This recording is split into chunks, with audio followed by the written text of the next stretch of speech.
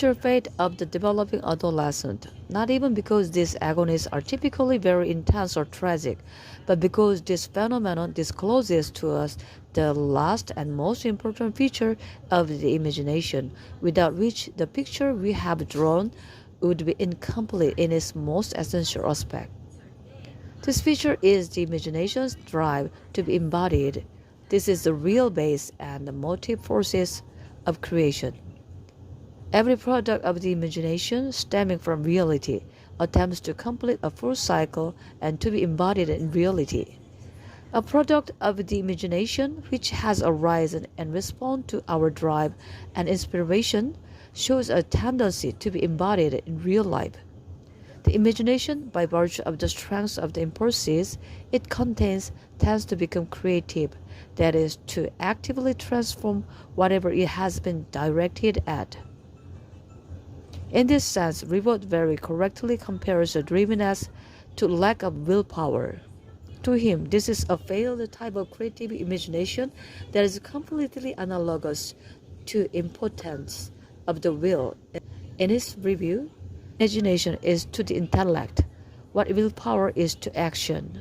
People always want something, whether something trivial or important. When they invent something, it is also always for a particular purpose, whether it is Napoleon developing a battle plan or a cook inventing a new dish.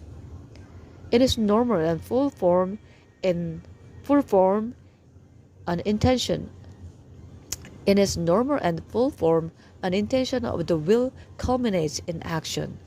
But in people who are indecisive and weak-willed, vacillation never ends, or a decision is never carried out, because it cannot be implemented and affirmed in practice.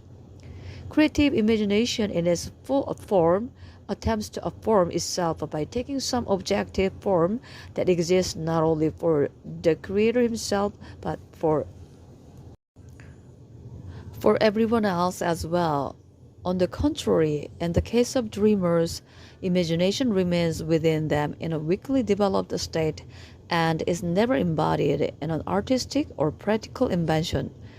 Dreaminess is the equivalent of weakness of the will, and the dreamer is incapable of manifesting true creative imagination. The product of creative imagination is an ideal that is only manifest with a true and living force when it guides human actions and activities in its drive to be realized or embodied.